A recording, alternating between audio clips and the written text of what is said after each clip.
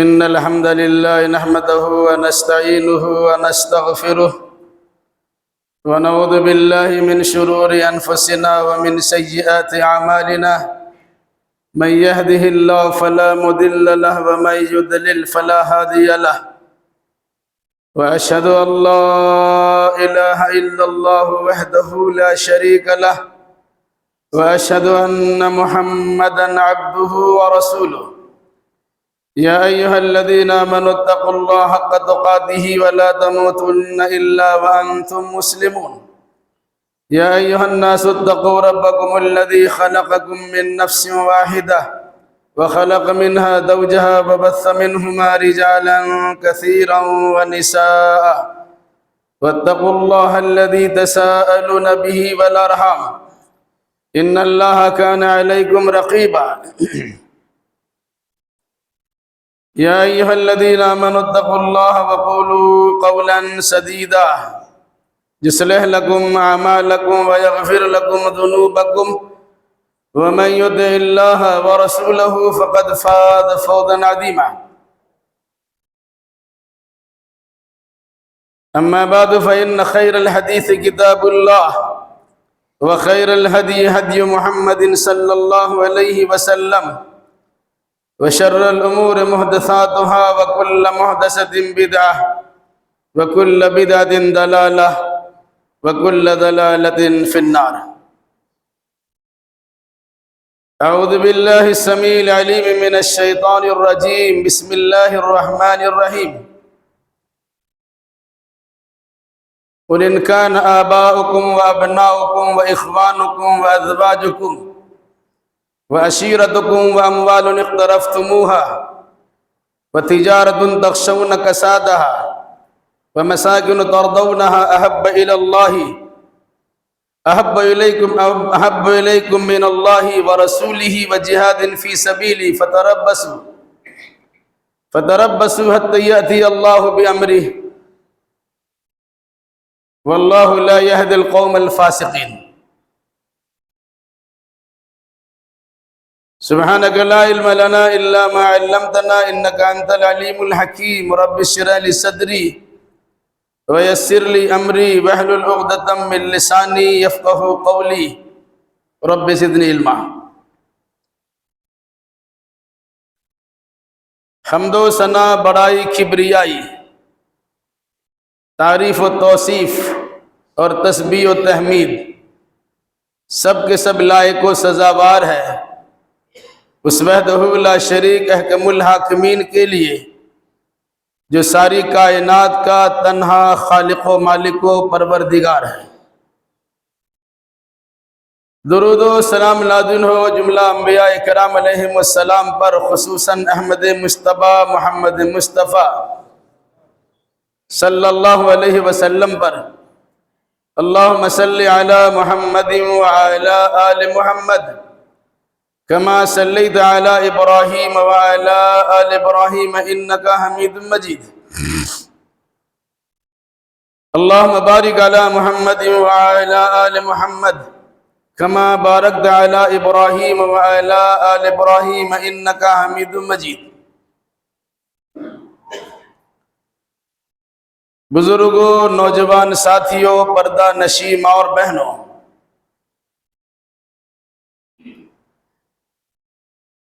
خطبہ مسنونہ کے بعد سورہ توبہ کی آیت نمبر 24 کی تلاوت کی گئی ہے۔ انشاءاللہ الرحمن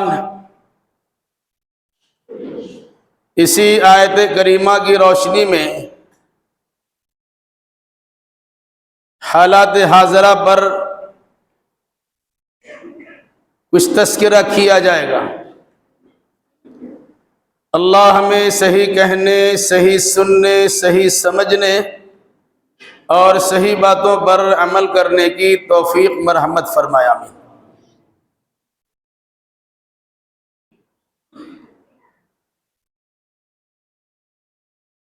پوری دنیا ایک جنگ کی سنگینی کو محسوس کر رہی ہے۔ یہودی غاصبین کی جانب سے مظلوم فلسطین پر جس قسم کی بربریت کا برتاؤ کیا جا رہا ہے وہ عوام و خواص سے مخفی و پوشیدہ نہیں ہے،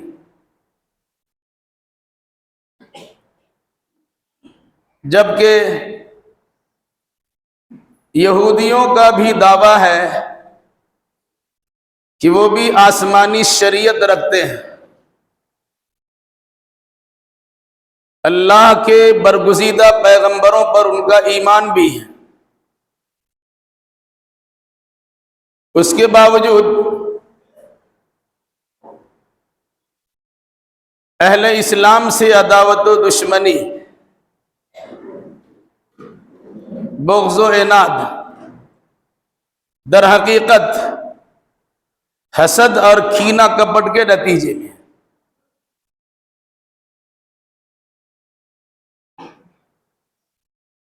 یہودی قوم کی تاریخ بڑی خطرناک رہی ہے، بار بار ان کو ٹھکائی پٹائی کا سامنا بھی کرنا پڑا ہے،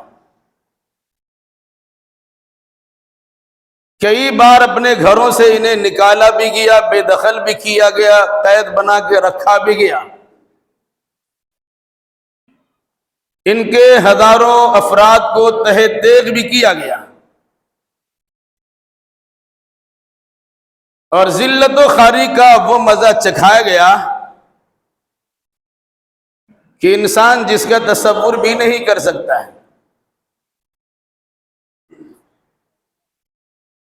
جہاں جاتے وہیں سے دھتکارے جاتے، بھگائے جاتے۔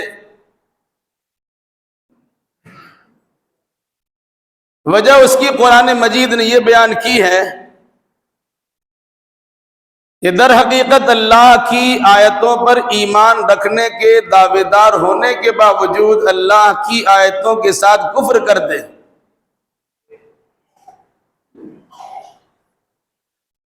ایک ایک دن میں 70 نبیوں کو قتل کرنے والے یہ لوگ ہیں۔ آسمانی کتاب اور آسمانی شریعت میں خرد برد کرنے والے، قطر بیت کرنے والے، کاٹ چھاٹ کرنے والے، تحریف و تبدیل کرنے والے یہ لوگ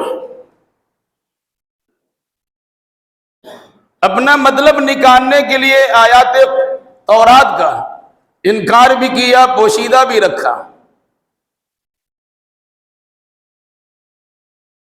علاوہ اس کے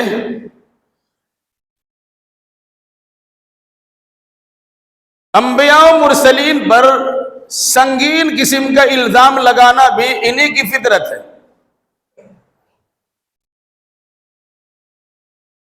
مریم جیسی پارسار پاک باز خاتون پر کسی غیر مرد سے ناجائز تعلقات قائم کرنے کا الزام لگانا اسی کی عادت ہے۔ نعوذ باللہ، ہزار بار نعوذ باللہ، عیسیٰ علیہ السلام جیسی شخصیت کو حرام زادہ اور ناجائز اولاد کہنے والے یہی لوگ۔ اسی پر بس نہیں، جس شریعت کے ماننے کے دعوے دار،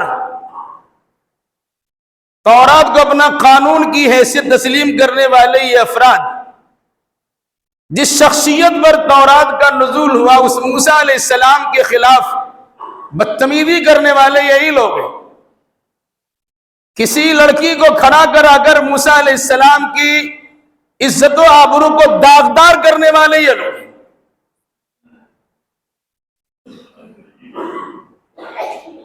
شریعت موسوی کے اندر اپنی جانب سے رد و بدل کرنا ان کی عادت قبیحہ رہی ہے۔ سود کا بازار گرم کرنا ان کی سرشت میں داخل ہے۔ انسانیت کی لوٹ کھسوٹ کرنا ان کی عادت قبیحہ ہے۔ یہ اپنے علاوہ کسی کو سمجھتے ہی نہیں ہے۔ اس کی تاریخ اتنی داغدار رہی ہے جس کا تذکرہ بطور خاص قرآن نے کیا ہے۔ علاوہ ازیں انسانوں کی جانب سے انہیں مارا گیا، پیٹا گیا، ان کے علاقوں سے نکالا گیا، انہیں جیل کے سلاخوں میں ڈالا گیا، اسیری اور قید و بند کی زندگی گزارنے پر مجبور بھی کیا گیا، تو اللہ کی جانب سے انہی لوگوں پر ایسا عذاب بھی نازل ہوا کہ تھے تو انسان، تھے تو آسمانی شریعت کے ماننے والے، لیکن جب اللہ اس کے رسول کی نافرمانی کی ہے تو بندر و سور تک بنا دیا گیا ان کو۔ قرآن اس کا تذکرہ کیا ہے۔ یہ وہ لوگ ہیں کہ ان کی نسل آبا میں، ان کے آبا و اجداد میں، ان کے پرکھوں میں، ان کے بزرگوں میں، ان کے پہلی نسلوں میں یہ اللہ کا عذاب بھی نازل ہو چکا ہے۔ وَجَعَلَ مِنْهُمُ الْقِرَدَةَ وَالْخَنَازِيرَ وَعَبَدَ الطَّاغُوتَ، بندر بنا دیا گیا، اس سے بدتر سور بنا دیا گیا، پر یہ لوگ طاغوت کے پرستار بن گئے، پوجا کر رہے ہیں، اپنا قانون بنایا اور قانون ساز انسان کی پوجا پاٹ کرنا شروع کر دیا، ان کے احکام اور ان کی بات کو ماننا شروع کیا۔ یہ سب خرابیاں ہیں جس کا تذکرہ بطور خاص قرآن نے کیا ہے۔ مگر افسوس ہے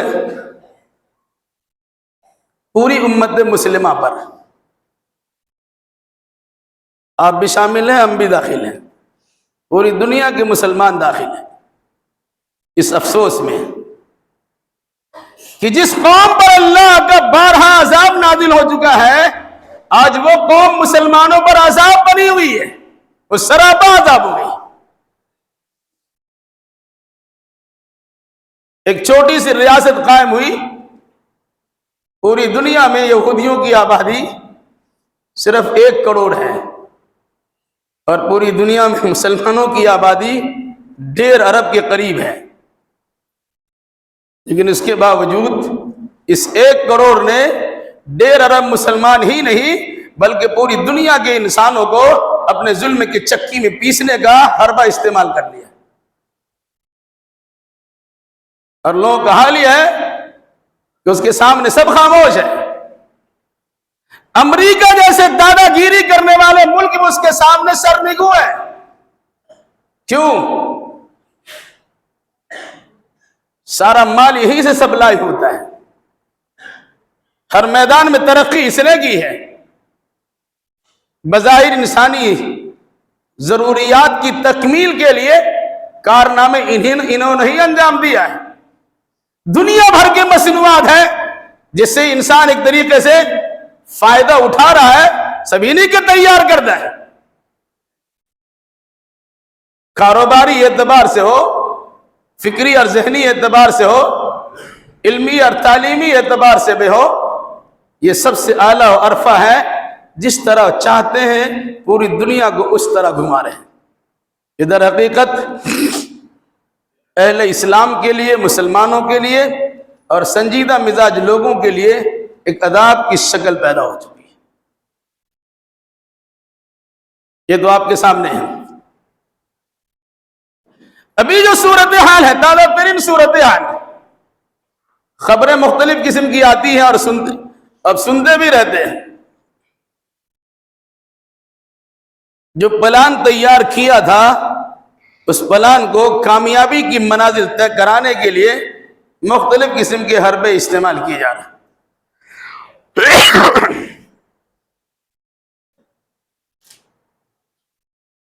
پورے عرب ممالک پر قبضہ جمانے کی ناپاک کوششیں ہو رہی ہیں، اور مسلمان ہے 57-58 سے زیادہ ممالک رکھنے والے مسلمانوں کا حال یہ ہے کہ ان کے سامنے بھیگی بلی سے بدتر بنے ہوئے ہیں،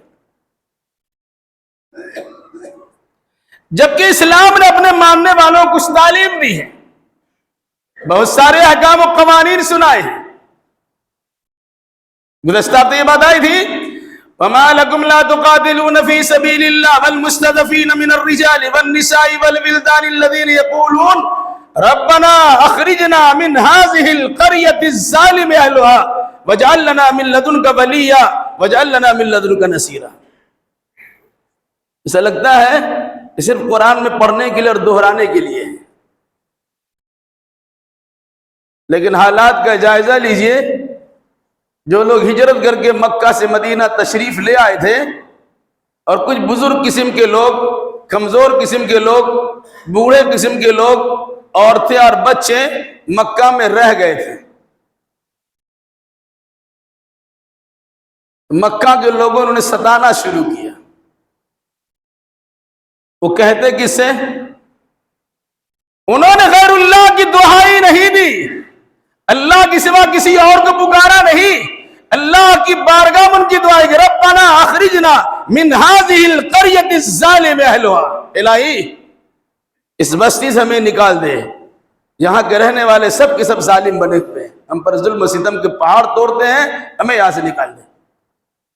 اور نکالنے کے لیے کیا کیا؟ کہا وَاجْعَلْ لَنَا مِن لَّدُنْكَ وَلِيًّا وَاجْعَلْ لَنَا مِن لَّدُنْكَ نَصِيرًا، اے اللہ ہمارے لیے اپنی جانب سے ولی و کارساز متعین کر دے اور اپنی جانب سے ممد و مددگار متعین و مقرر کر دے۔ اللہ نے ان کی دعا سنی اور مسلمانوں کی کوشش سے مکہ المکرمہ میں پھنسے ہوئے ان کمزور مسلمانوں کا مسئلہ حل ہو گیا، انہیں نکال لیا گیا، اور پھر تو فتح مکہ ہوا اور اسلام کا جھنڈا مکہ المکرمہ میں لہرا دیا گیا۔ کیا قرآن مقدس کی آیت اسی زمانے تک کے لیے تھی؟ آج اگر کہیں مظلوم مسلمان ہے، ظلم کی چکی میں پس رہے ہیں، ان کی صدائیں آپ نہیں سنتے ہیں، ان کی خبریں آپ تک نہیں پہنچ رہی ہے، کیا ان کے بچے اور ان کی عورتیں اور ان کے بوڑھے اور ان کے مریض، ان کے زخمی شدہ انسان اللہ تبارک و تعالیٰ کی بارگاہ میں یہ دعا نہیں کر رہے ہوں گے؟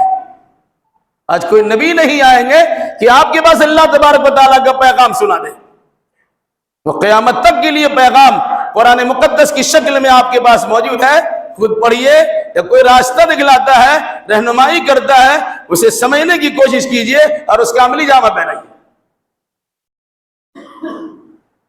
اور نہیں تو قرآن مجید کی وہ آیت بھی یاد رکھیے جس کا تذکرہ ابھی سورہ توبہ کے حوالے سے کیا گیا۔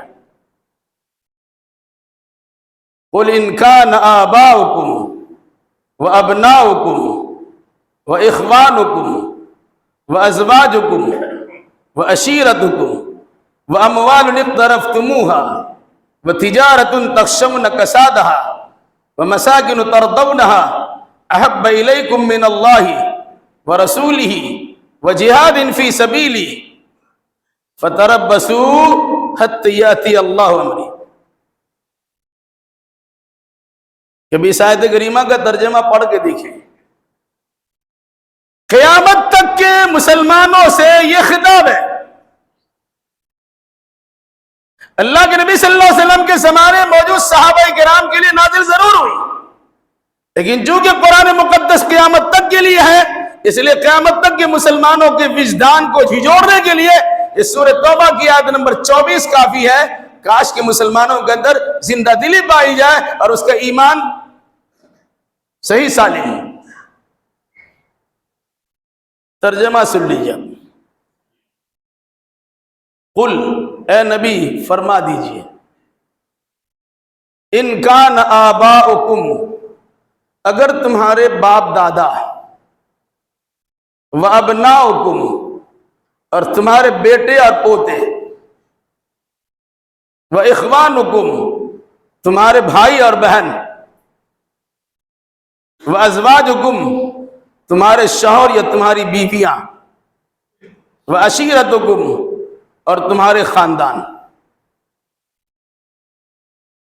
یہ 5 انسانوں کا تذکرہ ہے۔ پھر اس کے بعد وَأَمْوَالٌ اقْتَرَفْتُمُوهَا، اور وہ مال جسے تم حاصل کرتے ہو، وَتِجَارَةٌ تَخْشَوْنَ كَسَادَهَا، اور وہ تجارت و کاروبار جس کے کساد بازاری کا تمہیں ڈر لگا رہتا ہے، وَمَسَاكِنُ تَرْضَوْنَهَا، اور وہ بلڈنگوں، مکانات و حویلی اور بنگلو جس میں رہنا تم پسند کرتے ہو۔ 8 چیزوں کا تذکرہ ہے اور انسان کی زندگی کا دائرہ انہی 8 چیزوں میں گھوم رہا ہے اور انہی 8 چیزوں سے منسلک اور لگا ہوا ہے. کیا فرمایا؟ اگر یہ 8 چیزیں احب الیکم من اللہ ورسولہ وجہاد فی سبیلہ، 3 چیزوں کا تذکرہ کیا گیا ہے. اگر یہ 8 چیزیں، یہ 8 میں سے کوئی بھی زیادہ پسندیدہ ہو، اس پر زیادہ فریفتہ ہے، وہ چیزیں مرغوب ہیں آپ کی نگاہ میں، آپ کی چاہتیں اس سے جڑی ہوئی ہیں، تو کہا احب الیکم من اللہ، اگر یہ چیزیں اللہ سے زیادہ پسندیدہ ہے، ورسولہ، اور اللہ کے رسول سے زیادہ پسندیدہ ہے، وجہاد فی سبیلی، اور اللہ کی راہ میں جہاد کرنے سے زیادہ پسندیدہ ہے، تو سنو، فتربصوا حتی یاتی اللہ بامری، انتظار کرو یہاں تک کہ اللہ کا فیصلہ آ جائے یا اللہ کا عذاب آ جائے. واللہ لا یہدی القوم الفاسقین، اور اللہ تعالی فاسق لوگوں کو ہدایت نہیں دیتا ہے.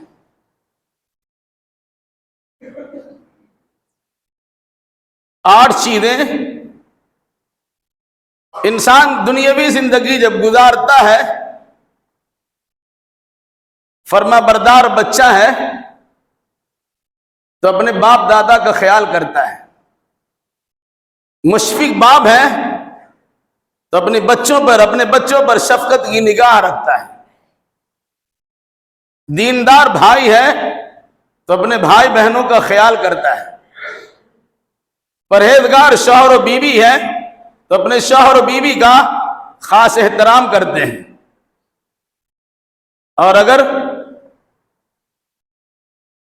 سمجھدار انسان ہے تو کوئی ایسی حرکت نہیں کرتا کہ اس کے خاندان پر کسی جانب سے انگشت نمائی ہو یا انگلیاں اٹھ سکے، وہ خاندان کا خیال کرتا ہے. اور اسی پر نہیں ہے، یہ تو 5 قسم کا انسان ہے، باپ ہو کہ بیٹا ہو کہ بھائی ہو کہ میاں بیوی ہو یا خاندان ہو.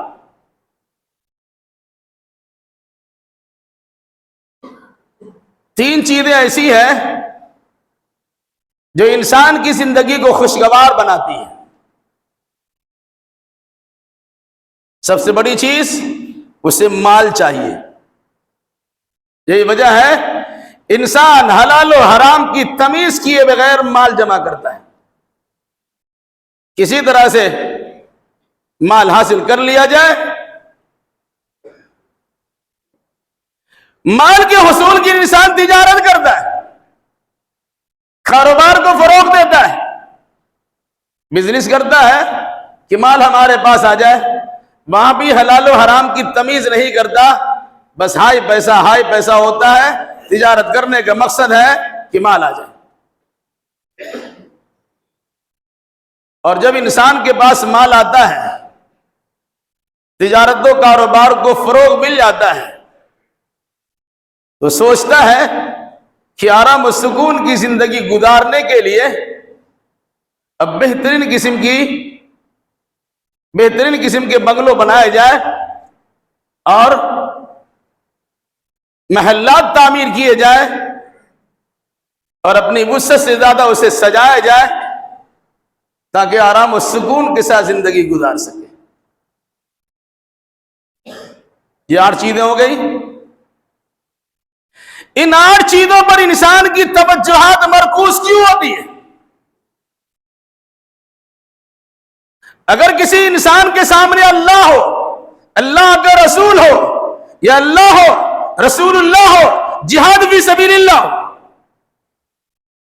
تو وہ انسان ان چیزوں کا خیال رکھتا ہے، لیکن ان تین چیزوں کے مقابلے میں ان 8 چیزوں کا خیال کم رکھتا ہے، ان 3 چیزوں کا خیال زیادہ کرتا ہے.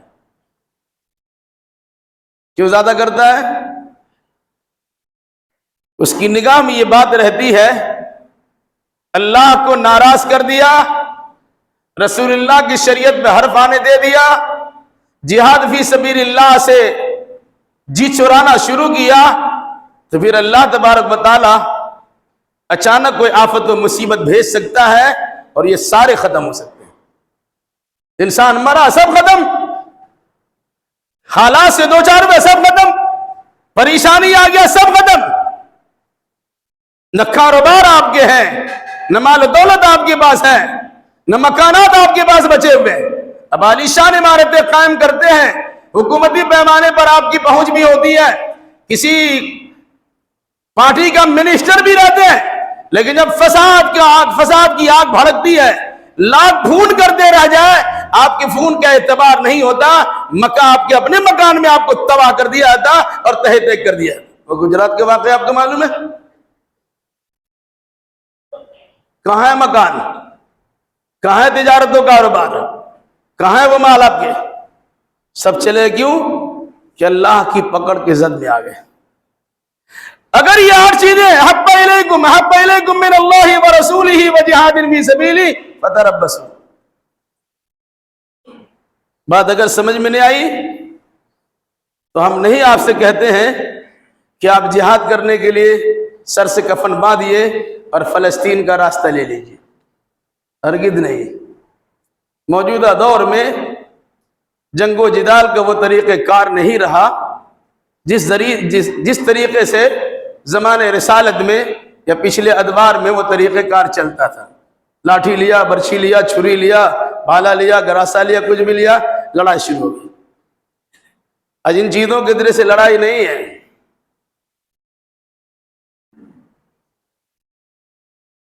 ان تمام لڑائیوں میں ایک لڑائی جس کا تذکرہ آپ کے سامنے بطور خاص کرنا مناسب سمجھتا ہوں،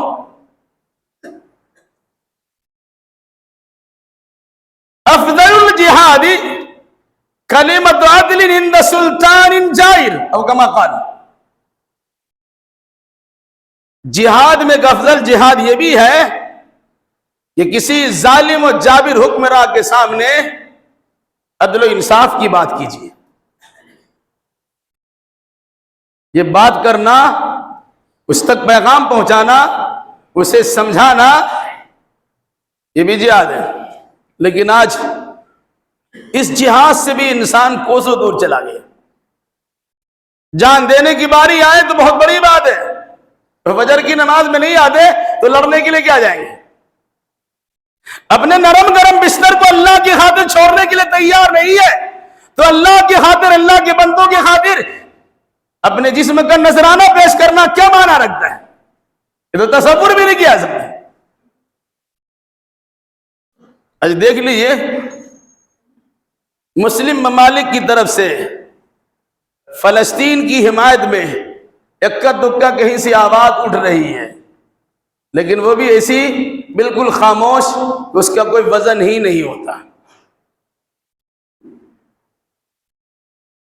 یہ ساری چیزیں ہونے کے باوجود جنگ بند نہیں ہو رہی ہے۔ 7-8 تاریخ سے یہ سلسلہ شروع ہوا، مہینہ ختم ہو گیا، کسی کے دباؤ کو اثر نہیں ہوتا۔ کیوں؟ کہ سب اپنے اپنے میں الجھے ہوئے۔ اگر کسی نے بطور خاص ساتھ دینے کا اعلان بھی کیا ہے، اس کی نیت بھی خراب ہے، اس نے برانگیختہ کیا ہے، کمزور مسلمانوں کو برگلایا ہے۔ ہم تو سمجھتے ہیں کہ شاید اس نے یہودیوں کا مضبوط راستہ بنایا ہے۔ اب غور کیجئے گا، افغانستان کو تباہ کیوں کیا گیا؟ عراق پر تباہی و بربادی گولے کیوں داغے گئے؟ اسی انداز کا طریقہ یہاں بھی اپنایا گیا۔ کمزور مسلمانوں کو دیکھا نہیں گیا، بلکہ حماس کو ورغلا دیا، بمباری کر دو نا، باقی تو ہم تو تمہارے ساتھ ہیں۔ وہ صرف چلانے کی حیثیت ہے۔ کبھی حزب اللہ کو، لبنان کی حزب اللہ کو آگے بڑھایا جاتا، کبھی حماس کو آگے بڑھایا جاتا، لیکن ابھی تک جنگ بندی سے متعلق بات کچھ نہیں ہو پا رہی ہے۔ یہ دوغلی پالیسی نہیں تو کیا چیز ہے؟ حق بولنے کی جرات آپ کے اندر کیوں نہیں ہے؟ اس کی وجہ کیا ہے؟ اس وجہ کو بھی جاننے کی کوشش کی۔ ارے بھائیو، کتاب اللہ نے اور سنت رسول اللہ نے قیامت تک کے لیے رہنمائی کا سامان اپنے سینے میں چھپا کے رکھا ہے، کاش کہ انسان اسے پڑھے اور اس سے عبرت و نصیحت حاصل کرنے کی کوشش کرے۔ وہ حدیث رسول یاد رکھیے جسے امام ابو داؤد نے اپنی سنن ابی داؤد کے اندر نقل کیا ہے، یوشکو ان تدع علیکم کما تدع الاکلۃ الی قصعتها، لمبی حدیث ہے، آگے چل کر یہ بات آئی وَلَيَنْزِعَنَّ اللَّهُ مِنْ صُدُورِ عَدُوِّكُمُ الْمَهَابَةَ مِنْكُمْ وَلَيَقْذِفَنَّ فِي قُلُوبِكُمُ الْوَهْنَ قَالُوا وَمَا الْوَهْنُ يَا رَسُولَ اللَّهِ قَالَ حُبُّ الدُّنْيَا وَكَرَاهِيَةُ الْمَوْتِ۔ فرمایا اللہ کے نبی صلی اللہ علیہ وسلم نے ایسا زمانہ تمہارے سامنے آئے گا، ایسا دور آئے گا کہ تم عالمی دسترخوان کا لقمہ تر بن جاؤ گے، ہر چہار جانب سے تمہیں نوچا جائے گا، کھسوٹا جائے گا، ہضم کرنے کی ناپاک کوشش کی جائے گی۔ ایک مثال آپ نے دی ہے، کما تدع الاکلۃ الی قصعتها، یا تدع الاکلۃ الی قصعتها، شادی بیاہ میں آپ جاتے ہیں، جانوروں کی طرح کھانا تو آپ کی شان و پہچان ہو گئی ہے، آرام سے بیٹھے ہوئے گفتگو کرتے رہتے ہیں، بات چیت کرتے رہتے ہیں، کھانا کی باری آتی ہے، بھائی کھانا شروع ہو جا رہا ہے، یہ کھانا کھا لیجیے۔ جانور بیٹھا رہتا ہے، جب اس کے سامنے کھانا لگایا جاتا وہ بیٹھ کے کھاتا نہیں ہے، وہ اٹھ کے کھاتا ہے۔ لاکھوں روپے کا صرف آپ نے کیا ہے، بہترین انداز میں کھانے کا انتظام کیا ہے، دعوتوں کے لیے کارڈ آپ نے تقسیم کی ہے، 100 روپے کارڈ آپ نے بانٹا ہے، لیکن کھلانے والے افراد آپ کے پاس موجود نہیں ہے کہ جس عزت و آبرو کے ساتھ آپ نے دعوت دی ہے اسی شان و شوکت کے ساتھ انہیں کھلائے پلائے جائے۔ کھڑا کرا دیا، لے کٹورا مانگ بھیک، سب کے ہاتھ میں پلیٹ رہتا ہے اور ایسا لگتا ہے کاسا گدائی لیے لوگوں کے سامنے بھیک مانگ رہا ہوتا ہے۔ آج فیشن بنا دیا، شریعت اسلامیہ کی دھجیاں اڑا دیا آپ نے، اسے فیشن بنا دیا۔ یاد رکھیے گا، نہیں جائز، کھڑا کھڑا کھانا جائز نہیں ہے، اپنی سہولت کے مطابق کرتے ہیں۔ کون جائے گا انتظام کرنے کے لیے؟ مت کیجیے انتظام، کس نے کہا آپ سے انتظام کرنے کے لیے؟ کہا جس طرح کھانے والوں کو کھانا تیار ہونے کے بعد بلایا جاتا اور لوگ کھانے کے لیے ٹوٹ پڑتے ہیں، ایک دور ایسا آئے گا کہ مسلمانوں تم عالمی دسترخوان کا لقمہ تر بن جاؤ گے اور لوگ تمہیں کھانے کے لیے ٹوٹ پڑیں گے، وہ بیٹھنے کا بھی انتظار نہیں کریں گے، جہاں ملا وہی کھانا شروع کر دیں گے، جس جگہ تمہیں پایا جائے گا وہی تمہیں کھا لیا جائے گا۔ صحابہ کرام نے اللہ کے نبی صلی اللہ علیہ وسلم سے دریافت کیا، یا رسول اللہ کیا اس وقت ہماری تعداد کم ہوگی؟ تعداد کم ہوتی ہے تو لوگ اس طرح کام کرتے ہیں۔ فرمایا لا بل انتم حینئذ کثیر ولکنکم غصہ کا غصہ حصہ ہے۔ فرمایا نہیں، اس وقت تمہاری تعداد تو بہت زیادہ ہوگی لیکن تمہارا وزن نہیں ہوگا۔ تعداد زیادہ ہوگی، وزن نہیں ہوگا۔ تمہاری حیثیت کیا ہوگی؟ غصاؤن کا غصہ حصہ، جس طرح پانی کے بہاؤ پر خش و خاشاک کوڑا کرکٹ بہتے رہتے ہیں اسی طرح تمہاری حالت ہوگی، تمہارا کوئی اپنا وزن نہیں ہوگا، بلکہ تم بہ رہے ہوگے، جدھر کو ہوا چل رہی ہے ادھر ہی تم چلے جا رہے ہو، کبھی ادھر بولا ادھر چلے گئے، ادھر بولا ادھر چلے گئے، ادھر بولا ادھر چلے گئے، ادھر بولا ادھر چلے گئے، سب طرف جا رہے ہو، اپنا تمہارے پاس کوئی وجود نہیں ہے اور کوئی وزن نہیں ہے۔ یہ صورتحال ہوگی۔ اس کے بعد اللہ کے نبی صلی اللہ علیہ وسلم نے دو اور چیزوں کا تذکرہ کیا، وَلَيَنْزِعَنَّ اللَّهُ مِنْ صُدُورِ عَدُوِّكُمْ الْمَهَابَةَ مِنْكُمْ، تمہارے جو دشمن ہوں گے، تمہارے دشمنوں کے دلوں سے تمہارا روب دبدبہ چھین لیا جائے گا۔ لوگ مسلمانوں سے ڈرتے تھے کہ بڑے باوقار لوگ ہیں، بڑے مجاہد اور بڑے جنگجو لوگ ہیں، دین و ایمان کے بچانے کے لیے اپنی جان کا نذرانہ پیش کرنے سے بھی درک کرنے والے لوگ نہیں ہیں، یہ درک کرنے والے نہیں ہیں، یہ جانتے تھے۔ لیکن فرمایا کیا؟ اللہ تمہارے دشمنوں کے دلوں سے تمہارا روب دبدبہ چھین لے گا۔ اور اسی پر بس نہیں ہے، وَلَيَقْذِفَنَّ فِي قُلُوبِكُمُ الْوَهْنَ، اور تمہارے دلوں میں وہن کی بیماری ڈال دے گا. ایک وہن، واو ہا نون، وہن ڈال دے گا. ایک وہن کی بیماری تمہارے اندر پیدا کر دی جائے گی. تو صحابہ کرام نے اللہ کے نبی صلی اللہ علیہ وسلم سے دریافت کیا، وَمَا الْوَهْنُ یا رسول اللہ، یہ وہن کیا چیز ہے؟ آپ نے فرمایا حب الدنیا وکراہیۃ الموت، دنیا کی محبت اور موت کی نفرت، یہ بیماری ہے تمہارے اندر پیدا ہو جائے گی. دیکھ لیجیے آج سارے مسلم ممالک اپنے دنیا کی محبت اور موت سے نفرت کے نتیجے میں خاموش بنے ہوئے ہیں، اور مظلوم فلسطینیوں کی حمایت کے کھڑے نہیں ہو پاتے. ہو سکتا ہے کہ ان کے گھروں تک سامان پہنچایا جائے، خورد و نوش کی اشیاء پہنچائی جائے، پانی دوا دارو کا علاج معالجہ کی شکلیں پیدا کر دی جائے، لیکن یہ اس کا علاج نہیں ہے. علاج تو یہ ہے کہ ان کا ساتھ دیا جائے، انہیں ظلم بربریت سے نکالا جائے، مظلوم کو کی حمایت کی جائے، ظالم کا خونی پنجہ توڑ دیا جائے. لیکن یہ کرنے کے لیے تیار نہیں ہے. کیوں؟ ہر ایک کو اپنی کوٹھی نظر آتی ہے، اپنا بنگلہ نظر آتا ہے، اپنے ملک کی سالمیت نظر آتی ہے، اپنے ساز و سامان پر ان کی نگاہ جمی ہوئی ہے. اگر خدا نخواستہ کچھ ہوتا ہے وہاں کود پڑتے ہیں، ان کے ساتھ دینے کے لیے تیار ہے. ہمارا معاملہ کیا ہوگا؟ لوگ ہم ہی کو لوٹ کھسوٹ کر دیں گے. بھائی اللہ پہ بھروسہ نہیں ہے. در حقیقت آپ کو دنیا داری سے تعلق پیدا ہو گیا، اور نتیجے کے طور پر مسلمانوں نے انفرادی طور سے بھی اجتماعی طور سے بھی دنیا کے تمام مسلمانوں کا حال یہی ہوا، حب الدنیا وکراہیۃ الموت، وہ دنیا سے محبت کرتے ہیں اور موت سے نفرت کرتے ہیں. نتیجے کے طور پر جو صورتحال ہے وہ آپ کے سامنے ہے. اگر چاہتے ہیں کہ وہاں نہیں پہنچ سکے تو کم از کم ہمارے دل کی آواز تو نکلنی چاہیے. ان مظلوم فلسطینیوں کے لیے دعا کے کلمات تو صادر ہونے چاہیے. ایک طرف خون کی ہولی کھیلی جا رہی ہے، دوسری طرف رنگریلیاں منائی جا رہی ہے. ایک طرف ہسپتالوں پہ بمباری ہو رہی ہے تو دوسری طرف آرام و سکون کی محفلیں سج رہی ہے.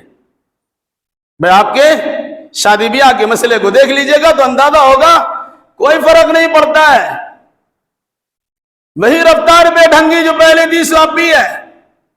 آپ کے گھر میں کسی کی موت واقع ہو جائے تو شادی کی تاریخ بدل دیتے ہیں. مظلوم فلسطین کے ساتھ اس قسم کا برتاؤ ہو رہا ہے، لیکن ہمارے اندر اس قسم کی تبدیلی نہیں آتی ہے. کم از کم اخراجات پہ تو کنٹرول کر لیں، ان پیسوں کو بچا لیا جائے، ممکن حد تک ہو سکے تو وہاں تک پہنچا دیا جائے. لیکن صورتحال نہیں ہے. اس منہ سے اپنے آپ کو کہتے ہیں پاک باز. اللہ رحم فرمائے. بہرحال میری گزارش یہ ہے کہ ہم کچھ نہیں کر سکتے ہیں تو جس سے اسرائیل کو فائدہ پہنچتا ہے اس کا بائیکاٹ تو کر سکتے ہیں. اسرائیل کی مصنوعات کو چھوڑ تو سکتے ہیں. دھڑلے سے انسان استعمال کر رہے، ایک فیشن بنا ہوا ہے. گھر میں کھانے پینے کچھ نہیں ہے لیکن کولڈ ڈرنک چاہیے. اکثر و بیشتر مصنوعات تو اسی کے ہیں. فیشن اس کی کوئی ضرورت نہیں ہے. آپ شکایت کرتے کہ ہمارے پاس کچھ نہیں، مال ہی نہیں ہے، لیکن ساتھ ساتھ لاکھوں روپے کا موبائل آپ کے ہاتھ میں ہے اور مختلف قسم کے ایپس اس میں ڈاؤن لوڈ ہے. وہ کس کے ہیں بھائی؟ اتنا استعمال کیوں کرتے آپ؟ بہرحال اللہ تعالیٰ سے دعا کیجئے اور خاص ساتھ دعا کیجئے یہودیوں کی، اسرائیلیوں کی مصنوعات کا ٹوٹل بائیکاٹ کیجئے، اور ساتھ ساتھ مظلوم کی حمایت، مظلوم فلسطین کی حمایت کے لیے اٹھ کھڑے ہوئیے. کم سے کم زبان تو کھولیے اور ساتھ ساتھ اللہ تبارک و تعالیٰ کی بارگاہ میں دعائیں خاص کیجئے کہ اللہ ان مظلوم پر تو رحم و کرم فرما. اے اللہ ان کے مریضوں کو شفاء کامل و عاجل عطا فرما دے. اے اللہ وہاں کے پریشان حال مسلمانوں اور انسانوں کی پریشانی کو دور فرما دے. خانمات برباد، خانمہ برباد، جن کے مکانات ختم ہیں، جن کے افراد ختم ہیں، الہی تو اپنے فضل و کرم سے انہیں مزید آباد فرما دے. اے اللہ ان کی پریشانیوں کو دور فرما دے. اے اللہ ان کے ساتھ ہمدردی کا اظہار فرما دے. اے اللہ لوگوں کے ذہن و دماغ ان کے طرف مبذول کر دے، مائل کر دے. اے اللہ ان کے حمایت و سپورٹ میں لوگوں کو کھڑا کر دے. اے اللہ اس کی پریشانی کو دور فرما دے. جن جن لوگوں نے دعا کی درخواست کی تو اپنے فضل و کرم سے ان تمام کی جات مراد کو پوری فرما دے. اقول قولی ھذا واستغفر اللہ لی ولکم ولسائر المسلمین واخر دعوانا الحمد للہ رب العالمین.